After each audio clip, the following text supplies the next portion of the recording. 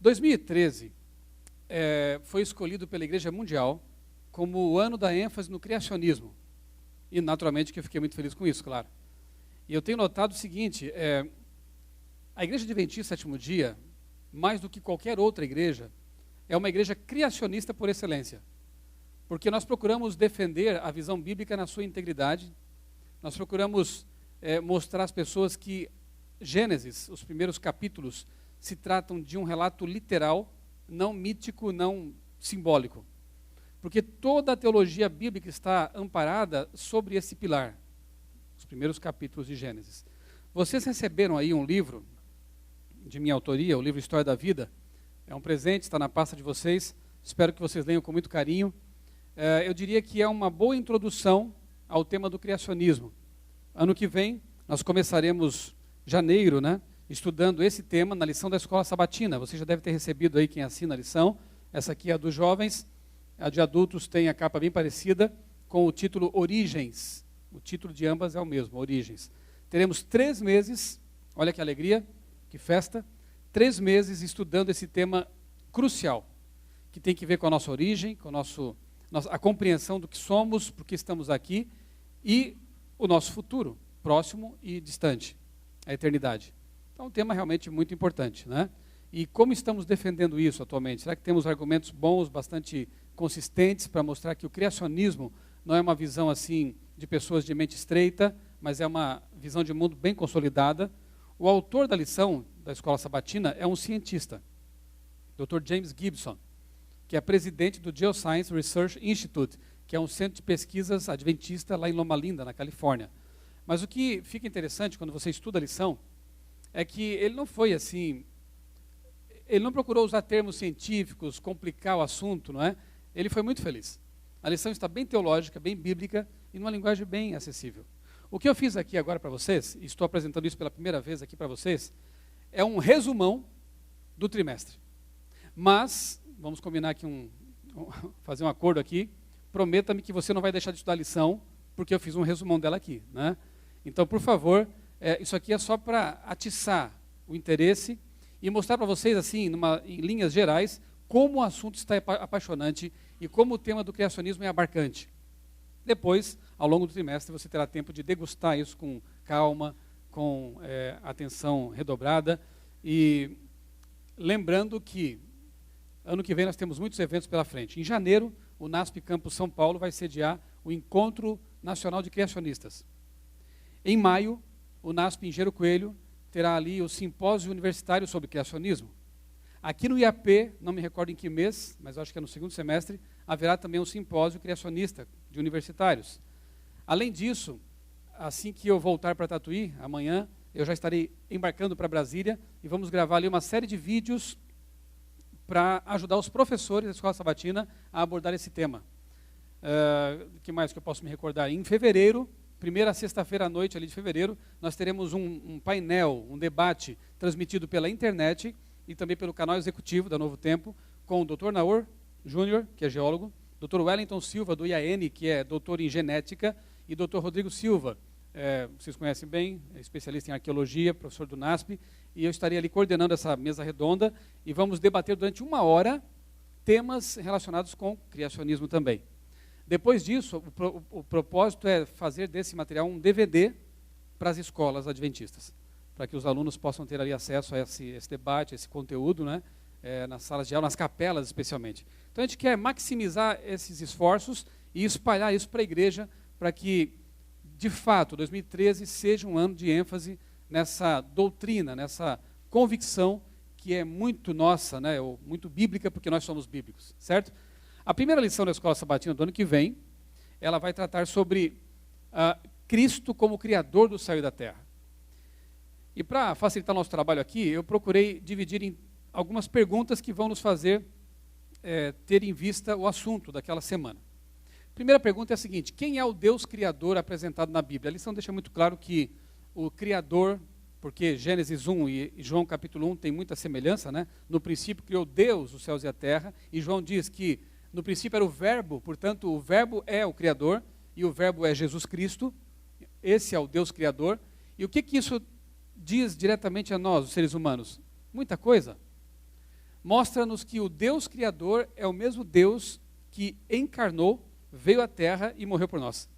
Portanto, aquela ideia de um Deus distante, um Deus todo-poderoso, um Deus do deísmo, aquele Deus que não se envolve, ela é totalmente diferente da ideia de um Deus bíblico, que é aquele Deus carinhoso, envolvido, um Deus que caminha com os seres humanos. Isso, eu acho que foi um ponto de partida muito feliz da lição, já colocando em perspectiva quem é o Criador. Um Deus envolvido, um Deus que se relaciona com seus seres criados. Não um Deus distante, um Deus apenas poderoso, mas um Deus todo-poderoso e todo amoroso. Existem evidências lógicas de que o universo tenha sido criado por Deus, porque se você ler Romanos, capítulo 1, verso 20, ali Paulo diz que é possível, sim, você chegar à compreensão de que existe um Deus todo-poderoso criador, pela natureza. Ele diz que os atributos invisíveis de Deus, tanto o seu eterno poder, quanto a sua própria divindade, claramente se reconhece por meio do quê? Das coisas que foram criadas. Paulo não conhecia o que hoje, no nosso tempo, se chama de design inteligente. Mas o conceito é esse. Por meio da investigação da natureza, você pode perceber que há digitais de um criador ali. Eu posso comparar também com ciência forense, O investigador vai até a cena do crime, não viu o criminoso ali, não viu o delito sendo ocorrendo, mas por meio das evidências, fio de cabelo, digitais, uma série de evidências que os especialistas conseguem ver e a gente nem sempre consegue ver, ele consegue chegar até a descrição da cena do crime e eventualmente até o criminoso. Claro que Paulo não está falando de crimes em Romanos 1:20. Está falando de algo sublime, a criação do universo, mas ele está dizendo o seguinte, que você também pode investigar as digitais do Criador espalhadas pela natureza e chegar ao Criador por meio dessas evidências. Porém, você não vai conseguir saber muita coisa sobre a natureza, o caráter desse Criador. Sabe que ele existe, sabe que é impossível explicar certas coisas por meio do acaso, da casualidade. Então sim, existem evidências lógicas. Por exemplo, vou aplicar aqui um teste que eu apliquei ontem na Central de Maringá, com vocês aqui. Quem estava lá, por favor, dê espaço para os demais. Se eu lhes perguntasse, essa escultura ou essa formação, ela é resultado de causas naturais ou de projeto, design inteligente? O que você me responderia? Tem certeza que é design inteligente? Agora vem a outra pergunta. Eu quero que você agora me demonstre, talvez você não possa provar, mas me dê evidências assim bastante conclusivas de que isso aqui de fato, como você me disse, é resultado de um design inteligente e não do acaso. Como é que você me provaria isso? Ou me daria boas evidências disso? Vamos dar umas de investigadores agora aqui. O que há aqui? Detalhes. O que mais? Como é que eu posso... digamos que eu sou um cético agora. Eu não vi nenhum ser humano esculpindo, não vi fotos que mostrem seres humanos esculpindo. Como é que eu posso realmente demonstrar que isso foi esculpido à mão por alguém inteligente? Não foi a chuva, o vento?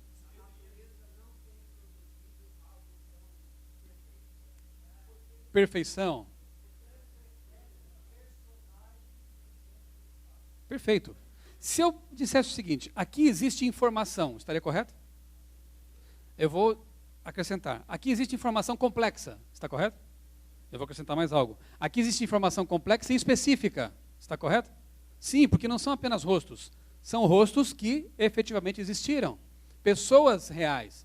E tanto quanto se saiba, a natureza não cria, não gera informação complexa e específica. O acaso não cria informação complexa e específica. Olha só, se você estivesse caminhando por uma praia e se deparasse com uma palavra escrita, ou mesmo uma frase, digamos uma frase simples, como Deus, no princípio criou Deus, e viesse ali um pescador maroto e dissesse para você, essa frase aí foi resultado do bater das ondas e do vento ao longo de muito tempo. O vento organizou as partículas de areia e formou essa palavra, essa frase. Você aceitaria essa explicação? Dificilmente, né? Mas se eu dissesse, mas foram milhões de anos, o mar batendo, o vento soprando, milhões de anos, aceitaria?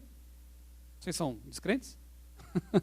Dizem que nós somos os crentes, né? Mas há pessoas que aceitam que coisas muito mais complexas do que apenas uma frase na areia poderiam ser fruto do acaso. Por exemplo, vou usar aqui um organismo, um ser vivo dito dos mais simples, uma ameba, né? Eu não quero começar com algo muito complexo, mas eu quero mostrar que a ameba mesmo já é muito complexa, porque só no núcleo dela, ali está o núcleo dela, você tem tanta informação quanto os 30 volumes da Enciclopédia Britânica, no núcleo de uma ameba invisível ao olho nu. E em toda a ameba você tem mais informação do que 1000 conjuntos de Enciclopédia Britânica. A ameba é simples, você acha? Ainda acha que a ameba é simples? Mais ainda, se fosse impresso como listas telefônicas, o genoma humano, que vem sendo alvo de pesquisas ao longo dos anos recentes, formaria uma pilha de listas telefônicas com a altura de 170 metros, ou seja, metade do Pão de Açúcar de informação. Se você não acredita que aquela frase na areia pudesse surgir por acaso, como é que alguns podem acreditar que esse nível de informação poderia ser fruto do acaso? É complicado. Mais ainda, isso aqui eu li semana passada. Fiquei mais um pouquinho maravilhado do que eu já tenho sido com esse assunto. Pesquisadores lá de Harvard conseguiram armazenar 70 bilhões de cópias de um livro, ou 700 terabytes de informação, mais do que gigabytes, né? Ou seja, 100 bilhões de DVDs em 1 grama de DNA. 1 grama apenas. Com 4 gramas de DNA, eles armazenariam os dados digitais criados pelos seres humanos do mundo inteiro durante 1 ano, em apenas 4 gramas de DNA. E o ser humano se maravilhando com as pendrives da vida, com HD externo, não sei o quê. Olha quanta informação o DNA é capaz de armazenar. Desde que foi criado, desde sempre, portanto. Quem é o maior gênio de informática do universo? De armazenamento, encriptação de informação? É Deus, não é? Acaso não explica isso? Tanto é assim que há pessoas da ciência se rendendo aos fatos e se convertendo. 2 exemplos apenas. Dr. Francis Collins, ele é o diretor do projeto Genoma. Começou o projeto como ateu e terminou como crente. Amém. Ele escreveu o livro A Linguagem de Deus, porque ele diz ali o seguinte: eu não consigo mais, eu me rendo aos fatos. Tanta informação complexa e específica não pode ser fruto do acaso. E o homem que começa uma pesquisa ateu termina como um cristão, porque percebe que ali realmente estão as digitais do Criador. O outro cientista, Antony Flew, ele é considerado, porque faleceu ano passado, como o maior filósofo ateu do século XX. Escreveu muitos livros sobre ateísmo e tal.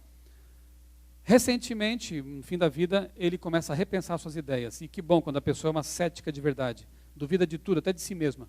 Isso é o cético. E o bom cético é uma coisa até positiva. Tomé era um bom cético. Ele queria tocar. Quando tocou, creu. Jesus não o recrimina por isso. Elogia aqueles que têm a fé simples, que não precisa tocar. Mas não recrimina Tomé por isso. Tomé queria evidências. Jesus ofereceu as evidências. Sincero que era, Tomé aceitou. Eu comparo Antony Flew, Francis Collins e outros cientistas grandes, brilhantes, como Tomés, que Deus ama também. E o Flew, pesquisando a complexidade do universo, pesquisando a complexidade da vida, que é ainda maior que a do universo, ele se rende aos fatos e escreve como o testamento dele, um último livro: Um ateu garante, Deus existe. Esse livro é fantástico, porque ele argumenta em favor de um Criador sem inicialmente usar a Bíblia, porque ele não cria na Bíblia. E chega até Deus, e aí eu vejo Romanos capítulo 1, verso 20 se cumprindo, né, na vida dessas pessoas. Os atributos invisíveis de Deus podem ser claramente percebidos por meio da investigação daquelas coisas que foram criadas por Deus, né? Quero mencionar também aqui um artigo que evidencia as digitais do Criador. Mostrei isso também ontem ali na Central de Maringá. É de uma revista científica, evolucionista, mas que me fez dizer um forte amém assim que eu li esse artigo. O artigo trata da questão da gestação e faz uma pergunta: por que a mãe não rejeita o feto? Era de se esperar que isso acontecesse, porque o feto ele possui 50% de material genético estranho ao corpo da mãe. E a coisa natural seria a mãe expulsar esse feto assim que o feto passasse a constar ali no corpo dela. Mas não acontece isso porque no desenvolvimento, né, embrionário, a primeira coisa que se forma ali em volta dele é a placenta, que é um verdadeiro campo de força, uma proteção que Deus coloca ali. Por quê? A placenta permite, é uma barreira seletiva, ela permite que entrem nutrientes, mas que não entrem os anticorpos da mãe que destruiriam o feto. Mas se eventualmente o anticorpo conseguir vazar, perfurar a barreira placentária, aí acontece algo mais maravilhoso ainda. Os anticorpos do bebê, o sistema de defesa do bebê que já está funcionando, enviam um anticorpo que vai se conectar ao anticorpo da mãe e estabelecer uma espécie de comunicação química. O anticorpo do bebê diz mais ou menos o seguinte, na linguagem química, né? Mamãe, não se preocupe, que está aqui dentro é seu filho. Pode ficar tranquila. Desativa o anticorpo da mãe. Gente, eu não consigo ler algo desse nível, e o texto é muito complexo, eu simplifiquei aqui, né? É bioquímica pura. Eu não consigo ler isso sem me ajoelhar e dizer amém, Senhor. Tu és muito sábio. As tuas digitais estão espalhadas por tudo, por todos os cantos, né, da criação, e atestam que existe um Deus Criador. Terceira pergunta, que esperança nos traz a compreensão de que o mesmo poder criador do universo está à disposição dos que creem? Você acha que traz esperança isso? Salmo 51, o que diz? Cria em mim, ó Deus, um coração puro. Davi podia usar uma série de palavras à disposição dele, do vocabulário hebraico, mas ele usou a mesma palavra usada por Moisés em Gênesis 1. Cria, bará, em mim, ó Deus, um coração puro. Por que ele usou essa palavra? Porque a palavra bará, ela só se aplica a Deus. É criar a partir do nada, ex nihilo, a partir do nada. Deus criou o universo a partir do nada, não precisou de matéria pré-existente. Assim como ele pega uma pessoa torta, uma pessoa pecadora, uma pessoa miserável, e cria onde não havia, ele cria pureza, ele cria bons desejos, ele cria fé. Isso é conversão. E quando nós lemos, então, textos como este de Davi, no Salmo 51, e Davi sabia muito bem o que estava escrevendo, porque ele passou por isso. Deus cria, recria, transforma e nos dá um novo coração. Duvidar disso é duvidar do mesmo Deus que criou o universo a partir do nada. Duvidar de Deus que criou o universo a partir do nada é duvidar que Ele pode também nos recriar a partir do que não havia. Pureza, bondade, conversão. É o mesmo Deus que opera as duas coisas. O Salmo 19 também afirma que os céus manifestam ou proclamam a glória de Deus. E as leis que regem o universo proclamam isso mesmo. Tanto é que se elas fossem em pequenos percentuais diferentes do que são, a realidade se desmoronaria. Nós nos dissolveríamos aqui em nossos átomos. As forças que regem a realidade, eletromagnética, nuclear, forte, fraca, gravitacional, elas têm um ajuste tão preciso que se fosse levemente alterado, a realidade não existiria. Se a gravidade fosse um pouco mais forte, a Terra poderia cair no Sol. Ia ser bom, hein? Se fosse um pouco mais fraca a gravidade, a Terra poderia escapar pela tangente e nós vagaríamos pelo espaço sem uma estrela para nos dar energia e vida. Tudo foi perfeitamente planejado para existir desse jeito. Porque se não for desse jeito, não existe. Quem que regulou tudo isso? Salmo 19, verso 1. A existência do universo exige uma causa, porque tudo que tem um começo tem que ter uma causa.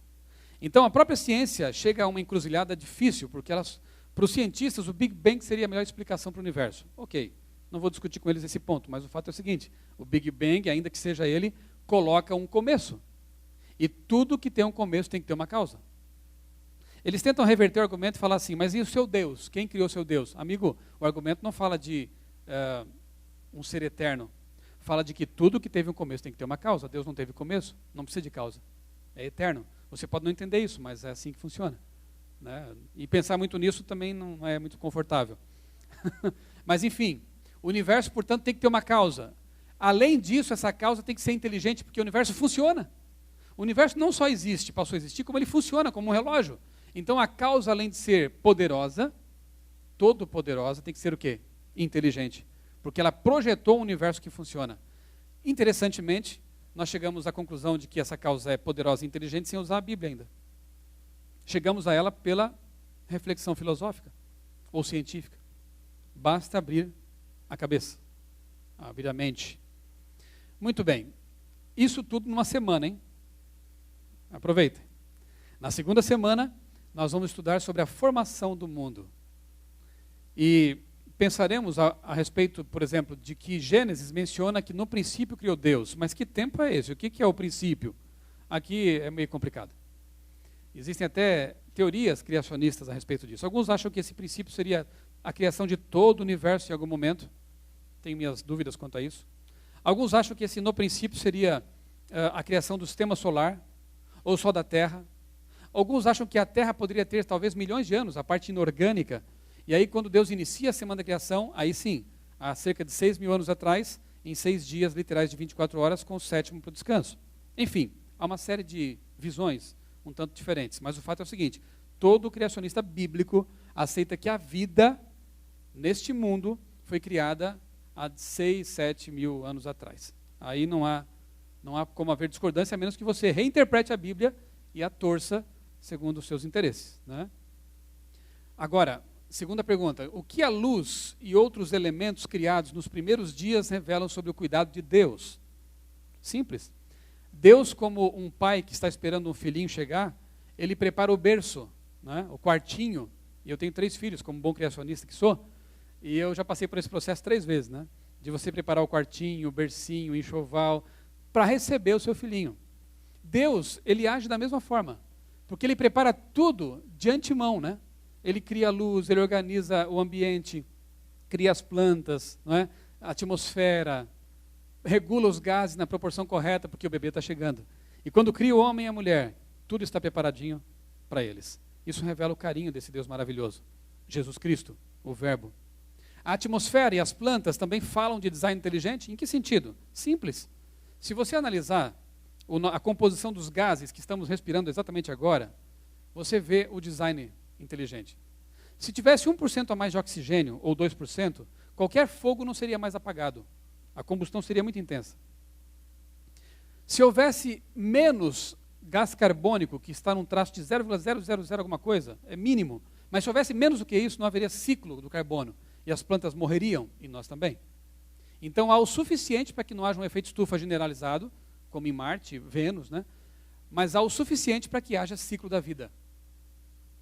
A vida é impossível nos nossos planetas vizinhos aqui. Exatamente por isso. Mas aqui não, aqui o berço é preparadinho para nós, né? Nós podemos respirar esses gases e eles existem na proporção exata para manter a vida, acolher a vida. As plantas falam de design inteligente? Mas claro que sim, né? Nenhum laboratório do mundo consegue reproduzir de modo tão eficaz o que as plantas fazem a cada instante, a fotossíntese. De assimilar o gás carbônico, transformar isso em energia e oxigênio. E frutos para a nossa existência. Somos tão integrados, né, as plantas e os seres humanos, tão interdependentes, que isso mostra, sim, claro, uma inteligência por trás também. Na semana 3, nós vamos estudar a criação concluída. E veremos algumas questões interessantes também. Que luz foi aquela criada no primeiro dia da semana? Porque, afinal de contas, o sol e a lua só aparecem no 4º dia. Não é verdade? E alguns ficam preocupados com isso. Há uma série de tentativas de explicação, mas alguma coisa a gente percebe.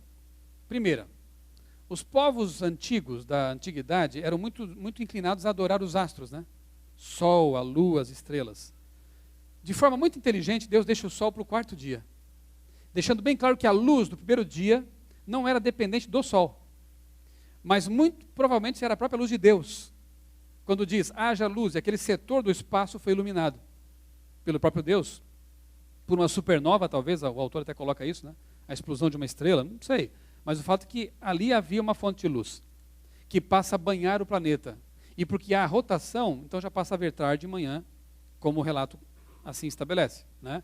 Agora, no 4º dia, Deus cria ou revela o sol, a lua, para serem os regentes das estações, e há uma frase interessante ali, que parece ser uma frase intercalada, quando Moisés fala assim, e fez também as estrelas.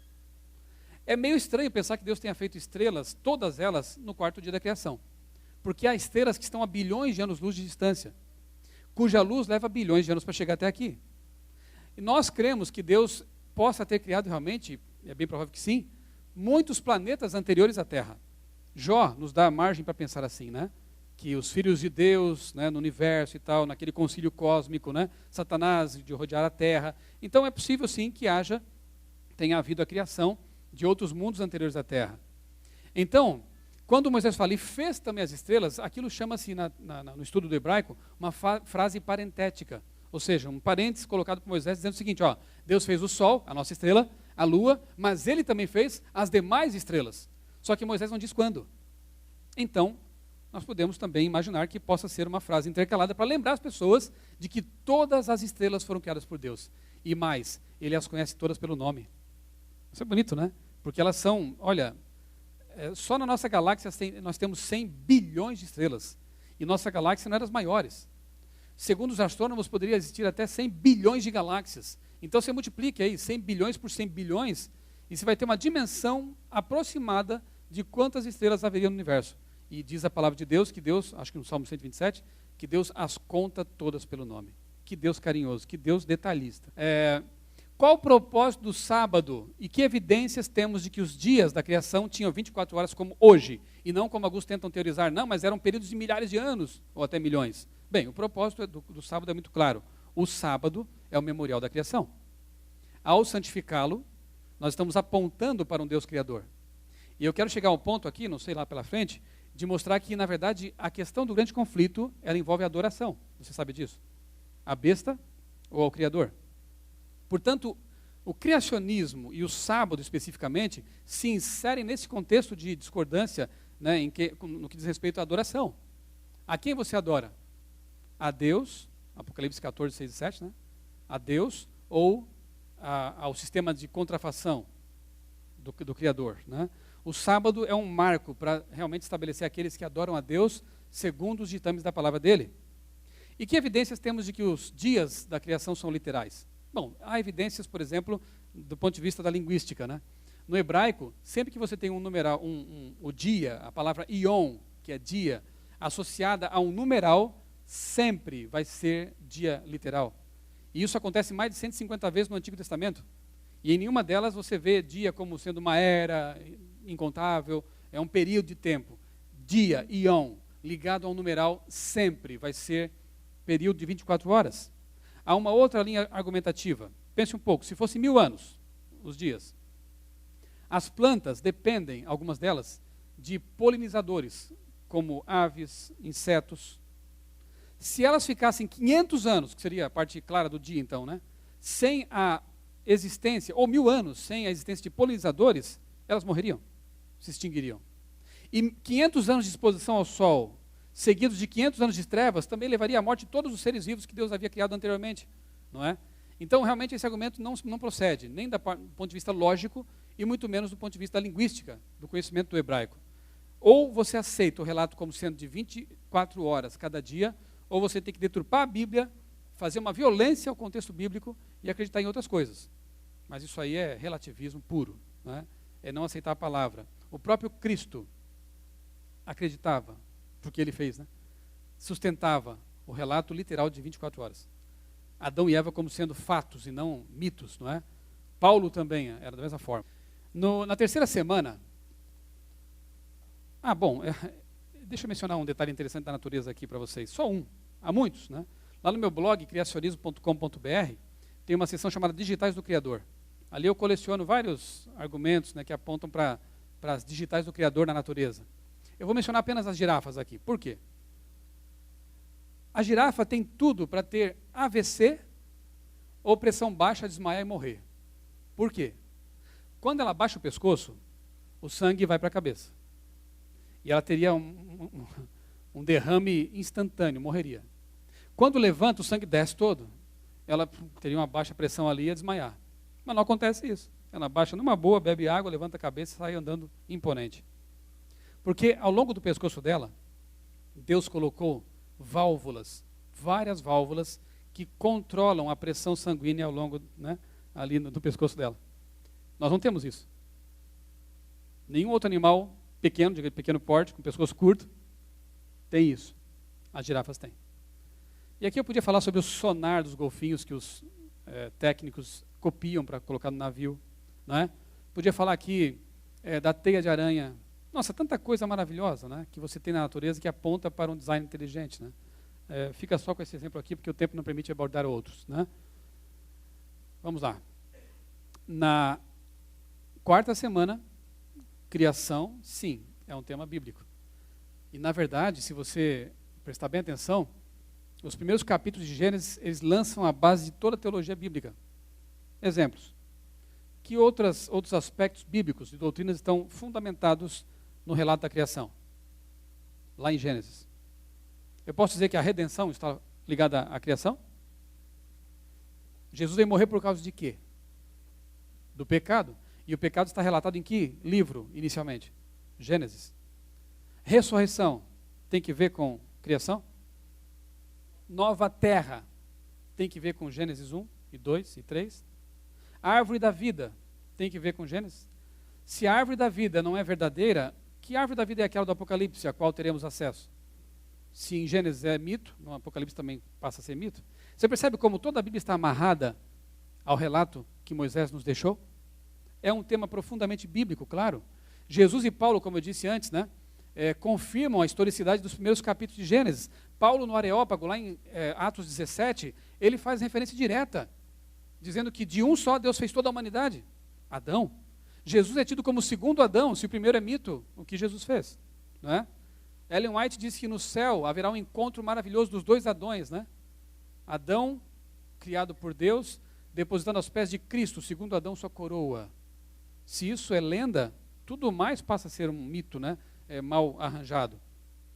Podemos dizer que o criacionismo faz parte da última mensagem a ser dada ao mundo antes da volta de Jesus? O que você acha? Eu já falei sobre isso. Temei a Deus e dá-lhe glória, porque é chegada a hora do seu juízo. E adorai aquele que fez os céus, a terra, o mar e as fontes das águas. Dá a impressão que ali João ele fez um copy-paste, né? Copiou e colou, pegou lá de Êxodo, capítulo 20, versos 8 a 11, copiou uma frase e colocou no Apocalipse, porque no capítulo 20 de Êxodo, né, você lê de 8 a 11 ali que, lembra-te do sábado, porque em 6 dias fez o Senhor os céus, a terra, o mar e as fontes das águas. A mesma fraseologia, mostrando que nos últimos dias a missão da igreja é se levantar, reavivada e reformada, para levar o mundo a adorar o Criador que está sendo esquecido, que está sendo obscurecido por filosofias estranhas, por filosofias que estão lançando ao pó a noção de um Deus Criador e de um ser humano que depende desse Deus Criador. Essa é a nossa missão. Vai ser uma semana assim bem missiológica, né? A lição número 4. A lição número 5 fala sobre criação e moralidade. Note que ideias têm consequências, né?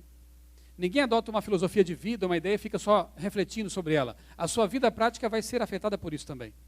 Os darwinistas têm seus comportamentos, suas ideias, suas práticas que são influenciadas por sua teoria. Eu vou mostrar isso daqui a pouquinho. Os criacionistas, da mesma forma, vivem à luz dessa ideia. Porque, repito, ideias têm consequências. Por exemplo, de onde derivam os conceitos de moral que devem reger a sociedade e que estão sendo destruídos cada dia mais, né? Se não há um padrão absoluto ao qual nos reportarmos, se não há um Deus que estabelece esses valores morais, esses princípios e leis, o que sobra? O homem construiu tudo isso, mas se o homem construiu, o que me garante que hoje, por exemplo, incesto é pecado? Pecado não usamos essa palavra, mas hoje incesto é crime, mas o que garante que daqui a 10 anos incesto vai ser crime? Hoje pedofilia é crime, o que garante que daqui a 10 anos, já que tanta coisa está mudando, continuará sendo crime? As leis humanas são instáveis, são movediças, mas há um padrão moral que Deus estabeleceu e que parece reger as populações, mesmo aquelas que não conhecem esse Deus tão completamente. Paulo diz isso, né? Que há uma lei implantada no coração. Você vai lá na tribo Yanomami, no meio do Amazonas, há uma noção de que roubar, adulterar, trair é errado. Interessante isso. Mas se você tira Deus, de onde vem essa moralidade? Por que deveríamos confiar nas conclusões e na moral oriundas de um cérebro que é tido apenas como um amontoado de moléculas? O que me garante que as conclusões que eu tiro com esse cérebro, que é apenas um amontoado de moléculas evoluído ao longo do tempo, o que me garante que essas conclusões são corretas? Por que eu devo obedecer esses critérios e padrões? A coisa é séria, né? Tem implicações sérias. Por que instituições de caridade, se nós estamos atrapalhando a evolução com isso? Os mais aptos e fortes que sobrevivam, os fracos que fiquem para trás. É assim o reino animal, não é? Não é assim a ideia de evolução? O mais apto sobrevive. Então, criar instituições de caridade é um atraso de vida para a evolução. Só que a Bíblia fala, ame o próximo.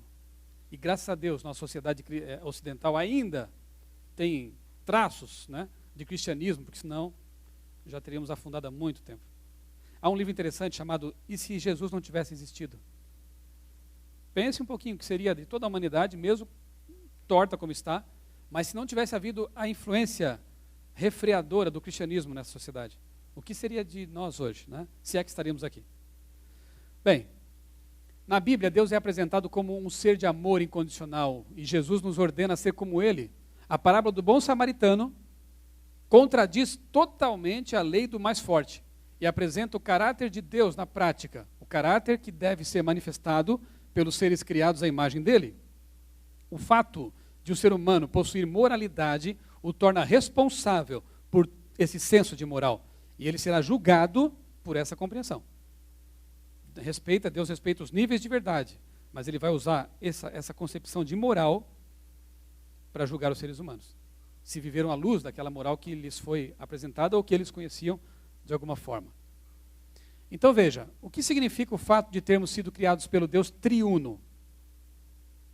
Isso é interessante, né? Façamos o homem à nossa imagem. Deus criou um Deus plural, cria uma humanidade que deve se relacionar também em amor. Porque o amor caracteriza essa divindade plural. Então Deus coloca em nós a sua imagem e semelhança para que nós também possamos ser seres amorosos, e o amor só se expressa na relação humana. Homem e mulher, amigos e assim por diante. Então, o Deus plural da Bíblia cria a humanidade para ser também plural e relacional. Isso é muito interessante. Segundo ponto, por que a ideia de moralidade contradiz a evolução naturalista? Acabei de falar sobre isso para vocês, né? Contradiz porque não há explicação lógica, do ponto de vista naturalista, para o surgimento da moral e a existência dela entre os seres humanos. Ela só existe porque há uma moral absoluta a qual ela aponta. Terceiro, a humanidade tem origem em um casal criado por Deus. Como essa crença afeta as relações humanas e contradiz o darwinismo? Simples. Se a humanidade deriva de um casal original, somos todos o quê? Independente de origem, de etnia, de condição financeira. Somos o quê? Irmãos. Todos irmãozinhos de uma mesma família. A evolução não ensina isso.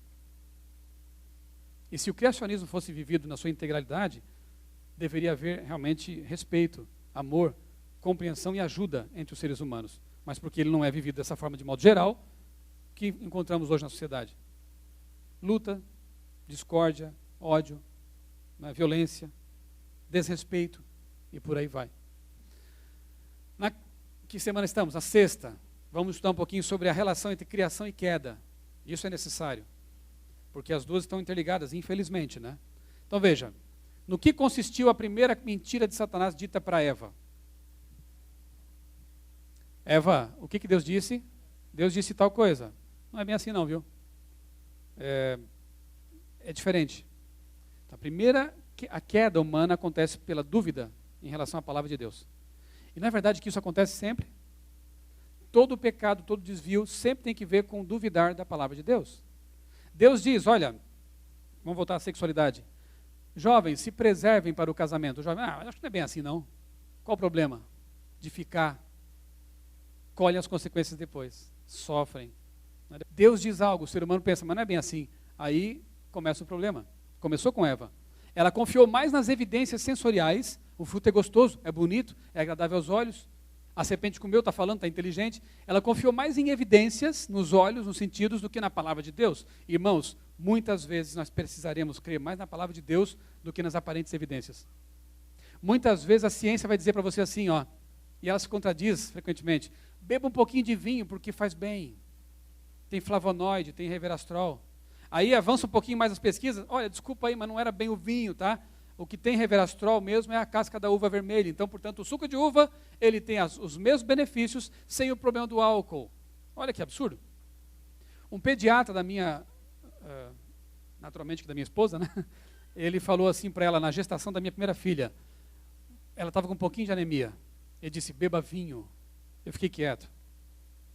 Nós sabíamos que ele estava falando bobagem, né? Eu não queria desrespeitá-lo. Depois eu mandei um e-mail para ele com uma pesquisazinha básica. Mas, enfim, beba vinho. Vai ajudar você com o seu problema aí de anemia e resveratrol e tal, né? Que irresponsabilidade. Eu li uma pesquisa recente dizendo que mesmo baixa dosagem de álcool causa problemas sérios nos fetos, nos bebês. Então, vamos confiar no quê? Nas evidências ou na palavra de Deus? Se as evidências contradizem a palavra de Deus, como aconteceu com Eva, despreze-as. Fique com a palavra de Deus. Lá na frente, se a ciência avançar mais, ela vai perceber que a palavra de Deus tinha razão. Ou você vai perceber, porque os cientistas talvez não tenham conhecimento da palavra de Deus. Mas você, olha, vamos ali nos tratar com, sei lá, eu não quero entrar em polêmica aqui, né? Mas enfim, essas ditas medicinas alternativas que tem por aí. Cada dia surge uma terapia miraculosa. O que diz a revelação? Água, luz solar, repouso. Esses são nossos remédios. Exercício físico, descanso, confiança em Deus. Para que apelar para coisas absurdas? Você vai confiar nas evidências. Sabe que a acupuntura já foi até admitida pela medicina, né? Por quê? Porque há evidências científicas do funcionamento dela? Não, porque eles não conhecem muito bem. É porque funciona. Cuidado com as coisas que funcionam, mas de que nós não conhecemos a origem. Por que Ellen White não falou sobre essas ditas medicinas alternativas? Por que ela não escreveu que se descobriria no futuro métodos mirabolantes que iriam providenciar a cura? Cuidado com as evidências. A cura para alguns problemas ou amenizar a dor, não é? É realmente prolongamento da vida com qualidade. Haja vista aí pesquisas publicadas na National Geographic, não é? E outras grandes revistas, mostrando que os adventistas estão entre aqueles grupos, os que vivem o estilo de vida adventista, né? Estão entre os grupos que têm vida mais longa e mais saudável. Por que Eva caiu na armadilha? Já disse, ela confiou mais nos sentidos, mais nas evidências apresentadas por Satanás, manipuladas, do que na palavra de Deus. Isso é perigoso. O que as perguntas que Deus fez ao casal revelam sobre as intenções de Deus? Aqui é interessante, você tem um julgamento, um juízo acontecendo no Éden. Deus se aproxima, como sempre fez, porque Deus não se afastou de seus filhos porque eles pecaram, e isso é uma amostra do que Deus sempre fez com a humanidade e conosco. Deus não se afasta de nós. Ele, no mesmo horário que ele sempre tinha ali para encontrar seus filhos, ele vai ao jardim e pergunta: filhos, cadê vocês? Onde vocês estão? Adão e Eva escondidos por causa do pecado, levantam a mão timidamente: estamos aqui. O que vocês fizeram, filhos? Deus não sabia? É lógico que sim. Mas Deus começa um processo de juízo redentor, porque no fim das contas ele ia apresentar a solução.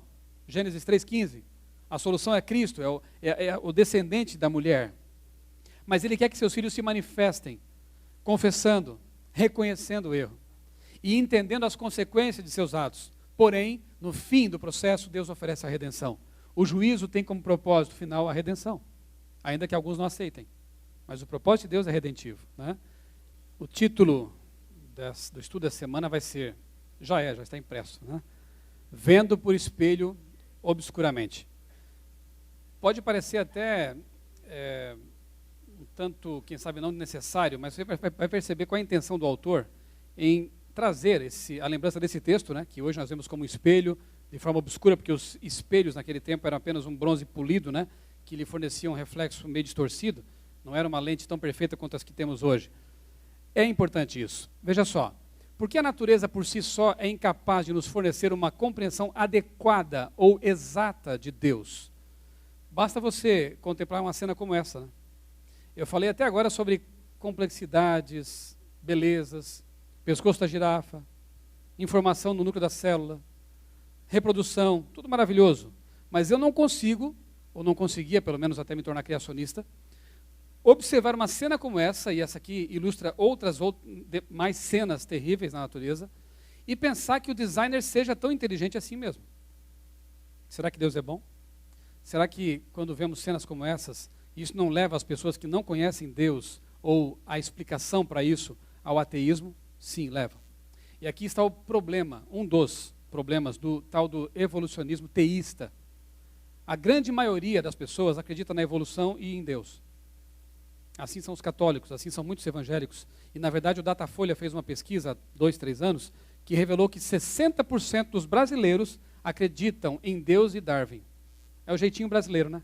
Aplicado a tudo. Eles conseguem conciliar as coisas, mas elas não são conciliáveis. Porque se você crê que Deus usou a evolução como processo criativo, você vai ter que admitir que a morte e a doença fazem parte do processo que Deus usou para trazer o ser humano à existência. Como que pensam mais ou menos assim os católicos, né? Pelo menos o Papa João Paulo II escreveu sobre isso. Disse numa encíclica que evolução não é apenas uma hipótese. Para o Papa, a evolução era um fato. Era algo realmente que contava com confirmação científica e aceitava isso aí. A ideia é a seguinte: Deus criou a primeira célula, teria criado.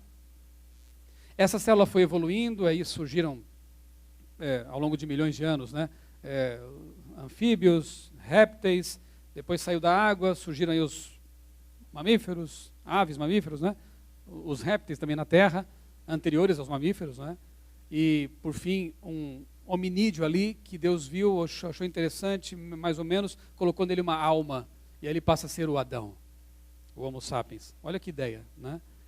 Isso detona, para usar uma linguagem aqui dos jovens, né, detona a compreensão bíblica de tudo que nós podemos pensar a respeito do Criador, da redenção, da origem do pecado e da morte. Porque se a morte já existia antes de haver o Homo sapiens, e é assim que eles pensam, porque os hominídeos já morriam, os répteis morriam, os anfíbios morriam, os peixes morriam, as células morriam, as primeiras, né? Então, se a morte já existia, a morte não é resultado do pecado. Logo, repito, Deus criou a morte. Por isso que muitos acabam migrando, pelo menos aqueles que refletem um pouco mais, pensam um pouco mais, acabam migrando do darwinismo teísta para o ateísmo aberto, porque não conseguem mais conceber um Deus que tenha feito essas coisas tão confusas. Ou você, para ser coerente, é criacionista bíblico, ou você é darwinista ateu. Aí sim, é coerente. Mas tentar juntar as coisas cria uma teoria ainda mais complicada do que as anteriores, com muito mais problemas teológicos e científicos. Por isso que é imprescindível nós conhecermos o relato bíblico que explica o problema. Eu vou ilustrar aqui com um cartão postal do meu estado. A ponte Hercílio Luz, ela ligava, ainda liga, mas não é mais trafegável, né? O continente lá, a ilha de Florianópolis, a capital do estado. Só que ela é feita de metal, e você sabe, né, ao longo do tempo, o que ia dar, né? Metal, ferro com água e sal, a ponte ela foi sendo corroída. E hoje ela é exatamente o que eu disse, apenas um cartão postal. Ela não é mais trafegável, e já faz anos que dizem que ela pode até cair, né? Vai ser triste isso. Mas enfim, se eu dissesse para vocês o seguinte: olha, essa ponte aqui tem um defeito estrutural. Por isso, ela é fruto do acaso. Não foi criada por ninguém. Você acha que esse argumento procede? Tem um defeito. Então ela surgiu. Não tem um design inteligente aí, porque ele não é tão inteligente assim. Criou uma ponte, ela tem um defeito. Faz sentido isso? Claro que não. Você concluiria, se tiver bom senso, que ela foi projetada, ela foi criada por pessoas inteligentes, mas houve um problema aí ao longo do tempo. Poderia ter sido um terremoto? Poderia. Poderia ter sido um choque de um avião? Poderia. Foi a corrosão. Então, nós temos que buscar a causa do problema e não argumentar no sentido de que ela não poderia ter sido criada porque tem um problema. Da mesma forma, ou de forma semelhante, quando analisamos a beleza da criação, a maravilha que são as coisas criadas, e percebemos que há ali problemas, não podemos concluir disso que o acaso é a resposta. Mas sim que houve-se um design, um projeto, mas em algum momento houve um problema também. E aí, quando você apela para a teologia, para a Bíblia, você descobre o problema chamado pecado. O pecado é a rachadura. O pecado é a corrosão. Não é culpa de Deus porque criou seres livres, dotados de livre escolha, escolheram errado. Mas Deus vai corrigir esse problema, porque a Bíblia também fala disso. Um dia ele não vai só reformar, colocar uma tintazinha na ponte, ele vai recriar essa ponte. E você vai ver como ela é bacana, bonita, linda, maravilhosa, quando foi criada. A terra, a vida. Então Deus revela o suficiente na natureza para que nós possamos perceber sua mão ali, mas também deixou, né, que se mostrasse o suficiente de mal para a gente notar e perceber que precisamos dele para resolver o problema. Não nós não podemos, não é? Então pense sempre nesse exemplo da ponte com defeito e conclua, né, que de fato os problemas não apontam, não significam inexistência de design inteligente, mas sim que esse design foi maculado. Ele, infelizmente, sofreu um processo corrosivo, degenerativo. Ponto 1 é esse aí. Então, a natureza, por si só, é, de fato, incapaz de fornecer uma compreensão completa de Deus. Por isso, entra em cena a revelação especial, a Bíblia. É na Bíblia que Deus explica aquilo que a natureza não explica. É na Bíblia que Deus revela o seu caráter. A natureza aponta para um Criador, mas não sabemos bem como ele é por meio da natureza apenas. Na Bíblia, Deus mostra que ele é amor, que ele se envolveu com a criação, que ele morreu por ela. É na Bíblia que nós podemos descobrir isso. Então as duas revelações interagem e nos dão uma visão completa desse Deus maravilhoso. De que forma o dilúvio afetou nossa compreensão do mundo criado e o que o estudo dele e seus efeitos pode responder? Olha, o espelho aqui ainda, está borrado. Além da nossa compreensão ser limitada, além de precisarmos da revelação de Deus para explicar o borrão, há um outro detalhe, uma catástrofe hídrica que conta com muitas evidências geológicas. Chama o Naor para falar um dia aqui, ele vai falar bastante sobre isso, né, doutor Naor? Evidências geológicas, evidências históricas, evidências antropológicas e por aí vai, de que houve uma catástrofe mundial. Vai no meu blog e digita lá dilúvio, você vai achar um monte de postagens sobre isso. O dilúvio, se não for admitido, fica difícil entender muita coisa. A aparência de velha da Terra, por exemplo, o desgaste dos continentes, a abundância de fósseis no registro geológico. Se não houve uma catástrofe, fica difícil entender que a origem dessas coisas. Aí vem os milhões de anos mesmo, bilhões de anos, para tentar entender aquilo que pode ser causado em poucos dias, em semanas ou até horas, por uma mega catástrofe. Deus, na Bíblia, revela isso. Gênesis 6-9 ali, né? Revela que houve uma tremenda catástrofe que subverteu a superfície da Terra, desgastou, quebrou, trincou, detonou com a Terra, e aí é o que nós vemos hoje.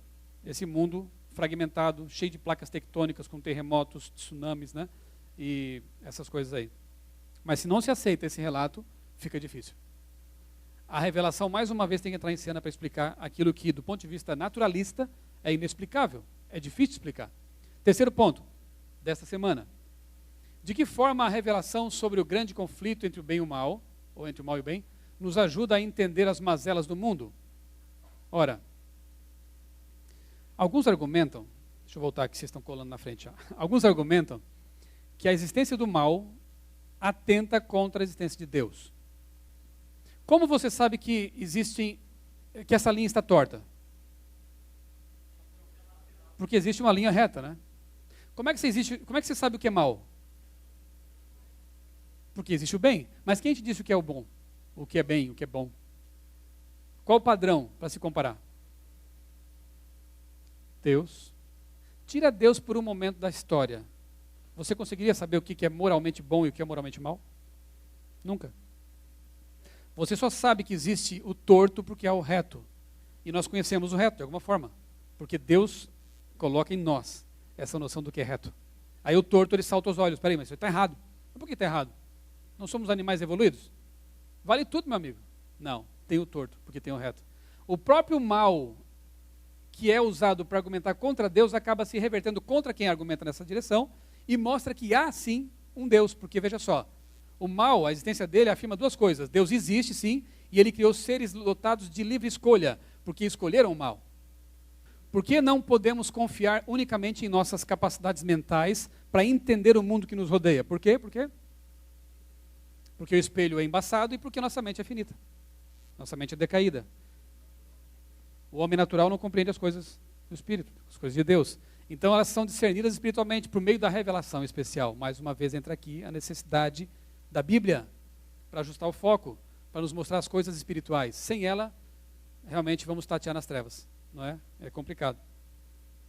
Semana 8. Estamos chegando no fim do trimestre. Jesus provedor e mantenedor. Olha que maravilha.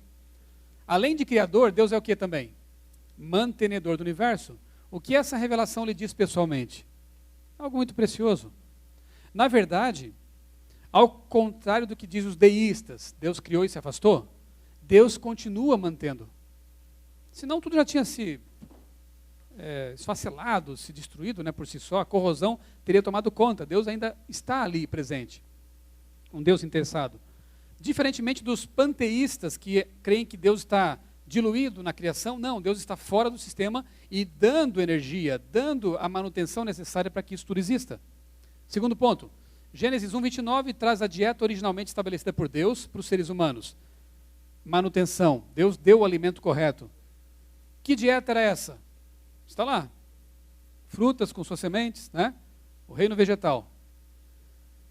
Como isso fala de nossa responsabilidade diante da criação? Nós temos que cuidar da criação, temos que cuidar da vida, não é? E de nós mesmos, para termos uma comunhão mais íntima com Deus, por causa disso também. Não é um fim em si mesmo, né? A questão da dieta, da alimentação, não. O objetivo é buscar uma saúde mental necessária, uma clareza mental necessária para ter um contato mais íntimo com Deus. Lição, sim. Casamento, um presente dado no Éden, concordam? Que lição interessante é essa?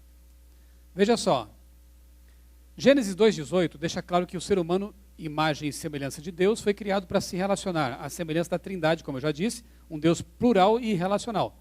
E que o casamento entre um homem e uma mulher, por que é bom especificar nesses dias? Você sabe, né?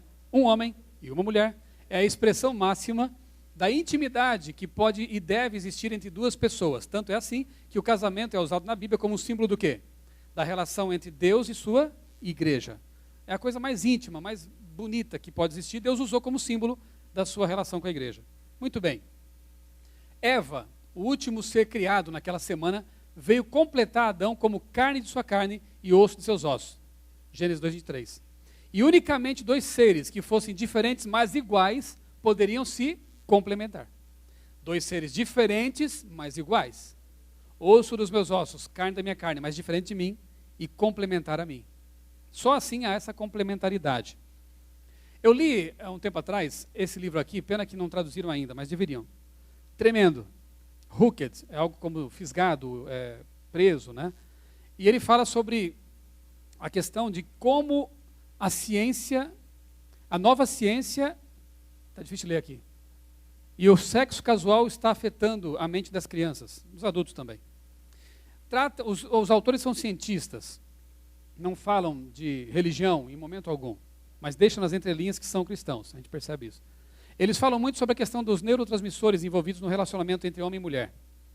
São as colas químicas que unem homem e mulher. No caso da mulher, a ocitocina. Também funciona quando ela está amamentando. Por que ela gosta tanto daquilo? O homem não entende, o homem está fora do processo, mas para a mulher, segundo a minha esposa, é algo sublime, né? Porque, não só porque ela ama o bebezinho, mas porque há uma secreção ali, mental, né? O cérebro dela é inundado de uma substância chamada ocitocina, que causa esse apego, que dá esse amor, esse carinho. E a mulher fica realmente ligada ao seu bebê, e o bebê é a mãe, né? Mas também acontece isso quando homem e mulher se abraçam, tem carinho um pelo outro, tem contato. Na mulher age a ocitocina, no homem a vasopressina, que é um hormônio que cola, que estabelece uma ponte muito sólida entre os dois. Por que a igreja tem que ensinar os jovens a não ficar ficando? Porque quando você fica, vocês não, os jovens lá, o que acontece? Olha aqui, quando você pega uma fita isolante, uma fita adesiva, você cola, descola, cola, descola. O que vai acontecendo com a cola? Perde. Então estabelece um relacionamento ali, íntimo, né? Abraços e tal, eles falam de amassos, né? Essas coisas aí. Aí, ocitocina, vasopressina, cria uma ligação. Dali a pouco, como é uma relação fugaz, não há comprometimento, rompe o relacionamento, ou nem tinha relacionamento, porque ficaram uma noite só e acabou, né? Então, há uma relação de afeto químico e depois o rompimento. Dali a uma semana ou pouco tempo, fica de novo. Estabelece de novo essa relação neuroquímica. Rompe, quebra, sofrimento. Com o tempo, vai perdendo a capacidade de intimidade. Está estragando o seu casamento futuro. Veja só que coisa séria, não é? O mecanismo não pode ser abusado. Claro, quando eu falo disso para os jovens, eu cito um texto de Ellen White que para mim é muito significativo. Ela fala assim: Deus pode mudar tendências herdadas e cultivadas. Não somos escravos da neuroquímica cerebral, não é isso. Mas podemos facilitar as coisas para Deus, se nos comportarmos bem. Deus pode curar esse processo todo? Pode. Prostitutas, Raabe se casou, e acho que foi feliz com aquele homem, né?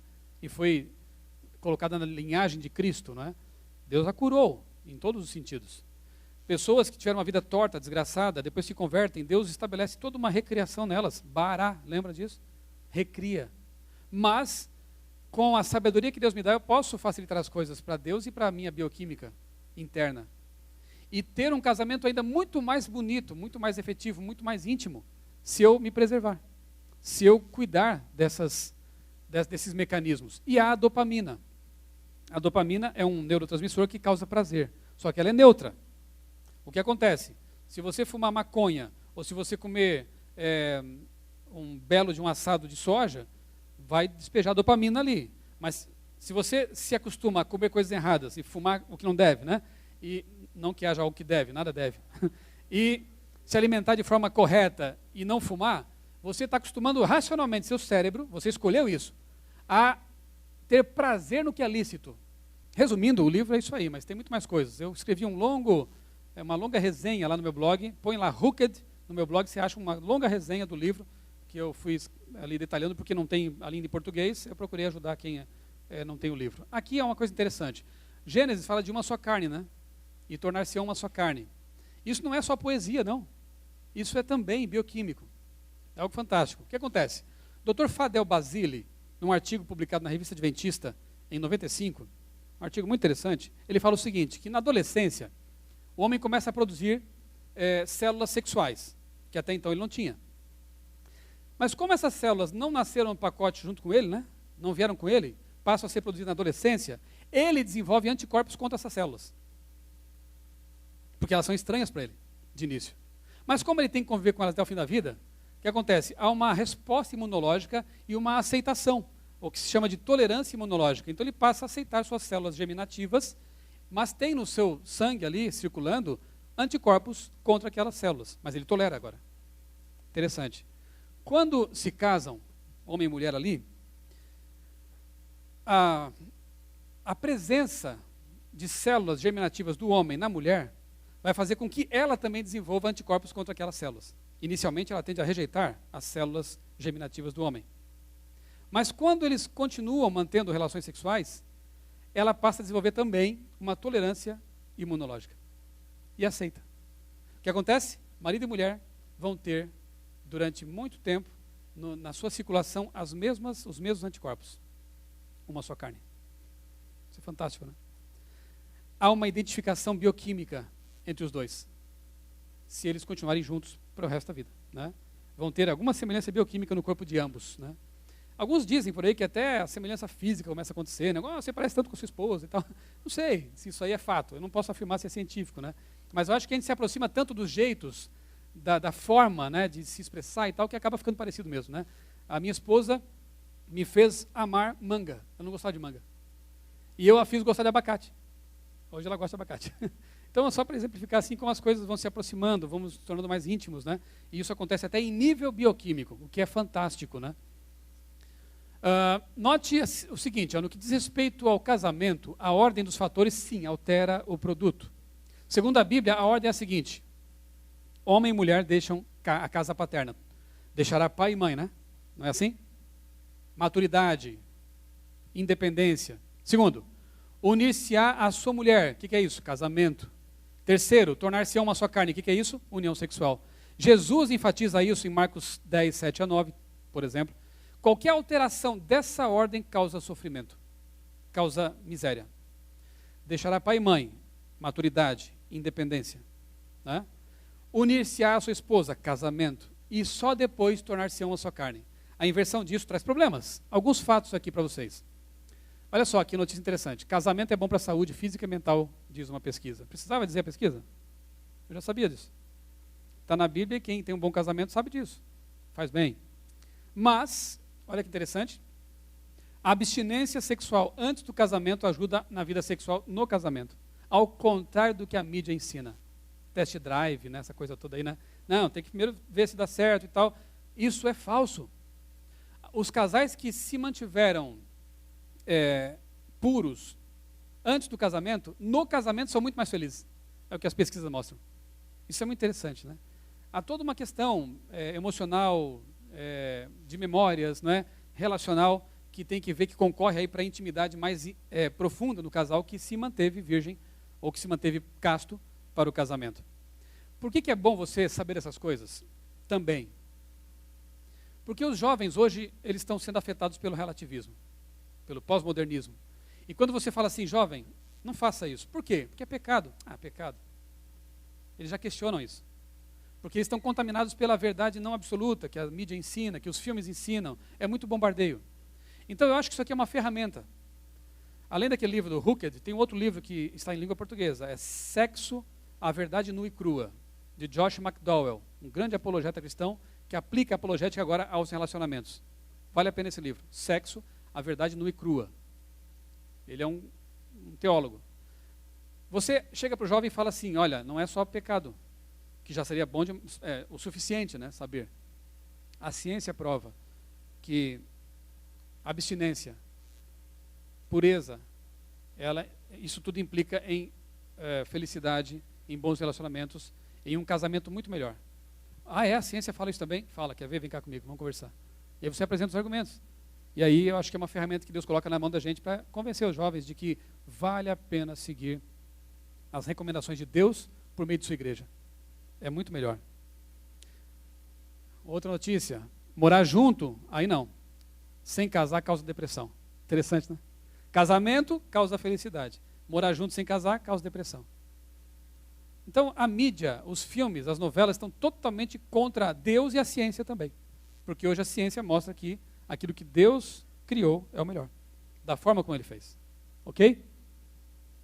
Sem o padrão objetivo de moralidade dado pelo Criador, não teríamos nenhuma base para avaliação do comportamento sexual como sendo moralmente bom ou mal. Aí entra em cena de novo a questão da moralidade. Se não existe um padrão moral absoluto, quem vai dizer o que é certo e o que é errado em termos de sexo? É o que estamos vivendo hoje na sociedade. Casamentos que não deveriam ser chamados de casamentos. Relacionamentos que deveriam ser tudo menos família. Porque a moral está sendo destruída. Não há um padrão moral absoluto. A pressão atual para aprovar uniões homossexuais ilustra esse ponto. Isso está na lição. Correram risco ali, mas está na lição isso aí. Desse jeito, escrito assim. É somente à luz da criação que o casamento é devidamente compreendido. Então voltamos mais uma vez a Gênesis. Primeiro ponto. Como já vimos, o ser humano foi criado à imagem e semelhança de Deus. O que essa imagem revela sobre o fato de termos sido criados como seres relacionais? Deus plural, humanidade relacional. Mesma coisa. Segundo, por que unicamente um homem e mulher pode se tornar uma só carne? E não homem, mulher, mulher? Porque eles foram criados para interagir bioquimicamente, inclusive, e porque somente um ser igual, mas diferente, poderia complementar o outro. Igual não complementa. Percebeu? Se Adão precisasse só de companhia, Deus tinha feito João para ele. Mas não precisava só de companhia. Deus mandava um anjo para conversar com ele no jardim. Adão precisava de uma complementaridade. Ele percebeu isso ao dar nome aos animais. Todos têm pares. E eu?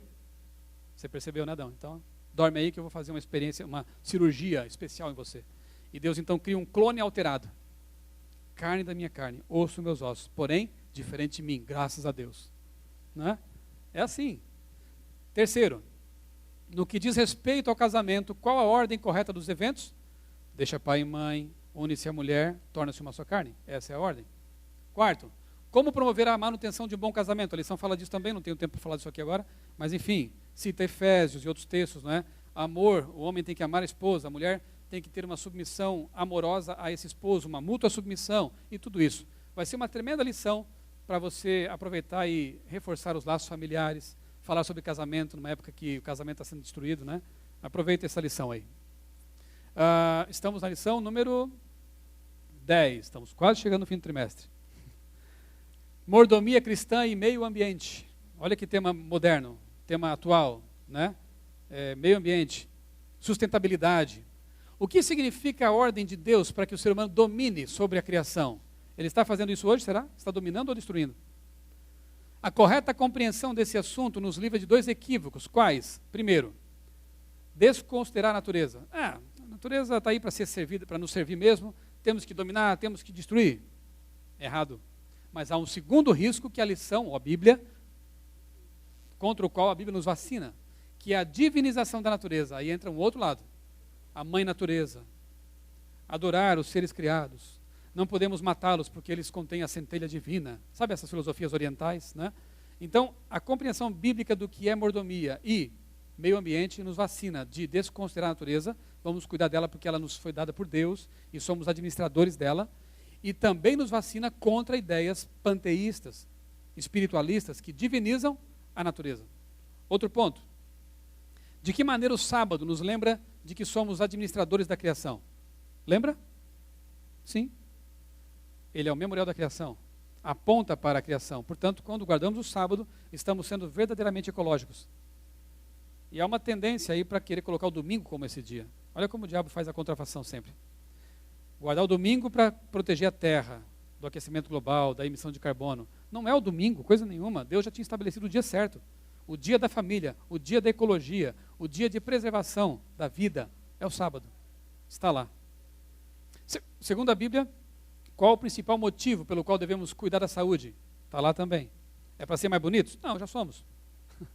É para quê? Para que cuidar da saúde? Eu já mencionei isso.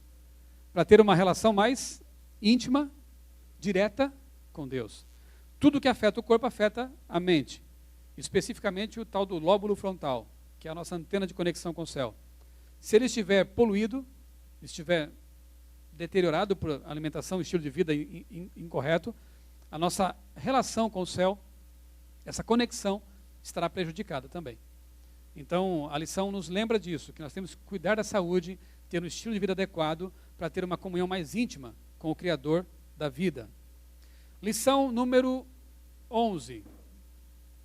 Sábado, feito para o homem. Uma lição inteira do tema, a questão do tema do sábado. Alguém mencionou aqui a Mackenzie, eu fico feliz de ver que outros movimentos, outras religiões também estão tentando defender o criacionismo, mas eles chegam num ponto e acabam tendo que recuar. Percebeu? Por que eu disse no começo da palestra que os criacionistas, por excelência, são os adventistas? Porque nós podemos defender de alma lavada a mensagem criacionista na sua totalidade, na sua integralidade. Eles tentam defender, mas quando chega no sábado, ali fica uma situação complicada, porque há uma incoerência. Mas eu fico feliz de ver gente, pessoas, instituições como a Mackenzie, defendendo com coragem o criacionismo. A Mackenzie, assim como nossos campi, o NASP e outros, realiza todos os anos ali um simpósio chamado Darwinismo Hoje, e trazem debatedores, darwinistas, criacionistas, do design inteligente para falar sobre o assunto. Isso é bom, isso é importante. Pena que a mídia quase nunca dá atenção para isso aí. Primeiro ponto, como a instituição do sábado refuta a ideia de que ele teria sido criado para apenas um povo? Simples, você conhece bem o argumento.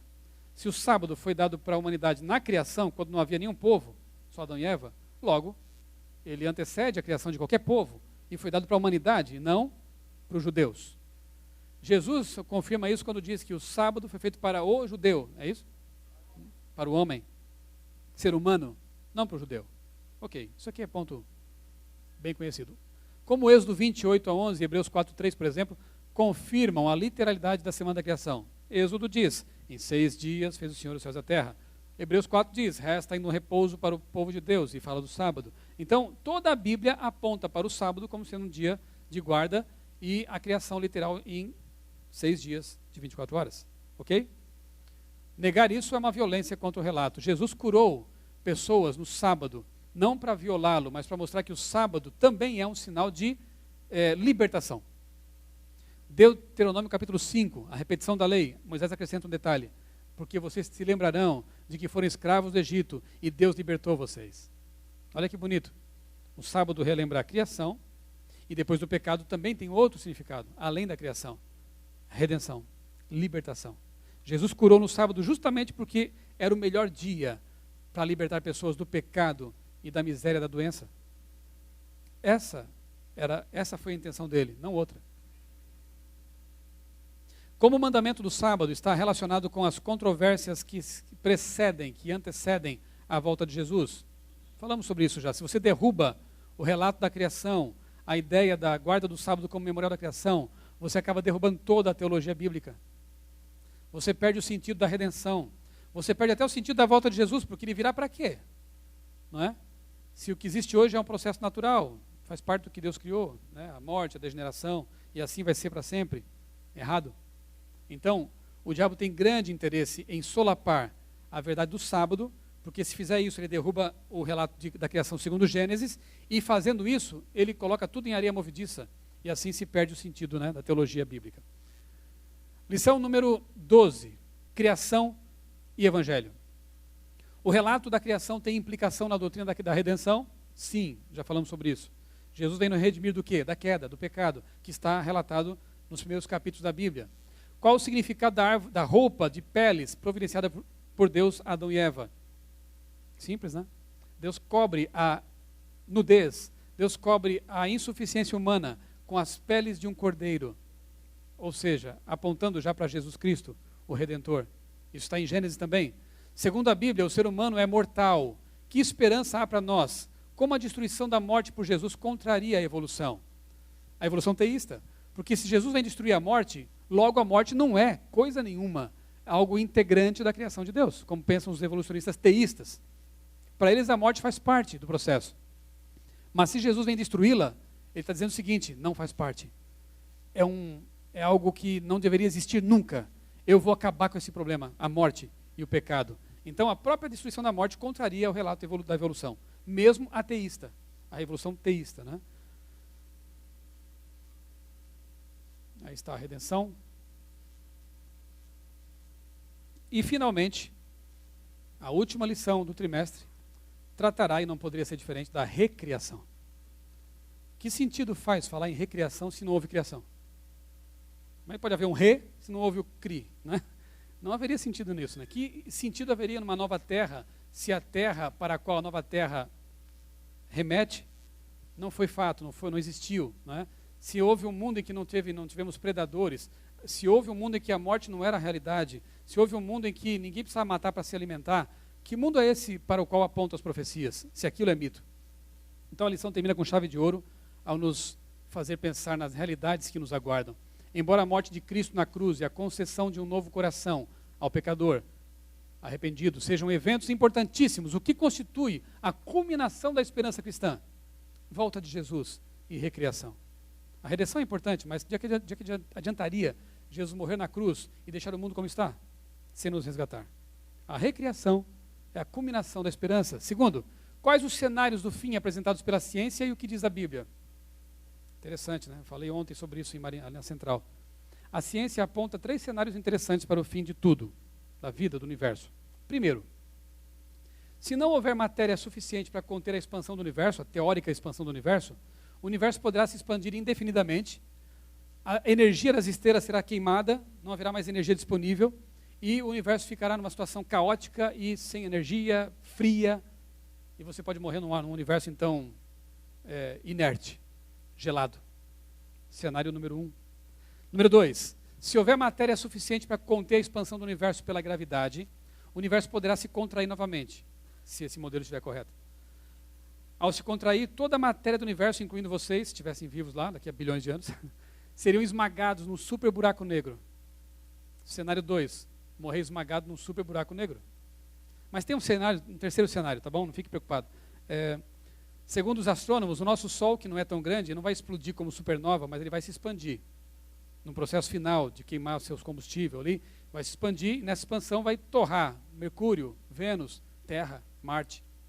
E depois vai implodir e virar uma estrela anã. Cenário 3, morrer torrado pelo Sol. Qual você prefere? Congelado, esmagado ou torrado? Arrebatado, claro. Esse é o cenário que a ciência nos oferece.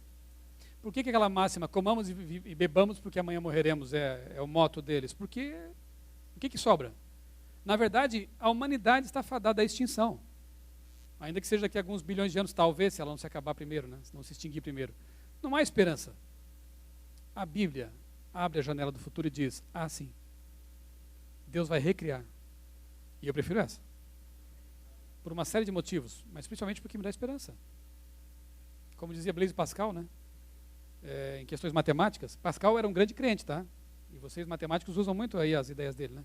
Um grande crente. Ele dizia o seguinte, é a aposta de Pascal, tão conhecida. Em termos, existe 50% de chances de um ateu estar certo e um cristão também estar certo, matematicamente falando. Só que, quando ambos chegarem ao fim da vida, ateu e cristão terão morrido. E o que o cristão perdeu, se o ateu estiver certo? Nada. Ganhou porque foi mais saudável, teve família mais feliz, né? Tudo isso que eu falei até agora, ele teve vantagens muito maiores do que as de um não cristão. Mas se, ao chegar ao fim da vida, ambos morrem, e não é que havia mesmo vida eterna como o cristão pregava, o que o ateu perdeu? Tudo. Você não é cristão porque é uma questão matemática, eu sei disso. Você tem seus motivos, e o principal é a experiência com Deus. Mas mesmo do ponto de vista matemático, já seria muito mais razoável apostar suas fichas, olha que linguagem profana, na ideia da recriação, na ideia de um futuro com Deus. Porque ali você tem um percentual muito alto para arriscar. E uma grande garantia se for verdade. Ainda que fosse um sonho, né, como alguns dizem, já teria valido a pena sonhar. Mas não é sonho, é a realidade. E eu tenho certeza que ao estudar essa lição desse trimestre, você vai ter a sua fé renovada nesse Deus Criador e na esperança que Ele propõe para os seres humanos. Amém.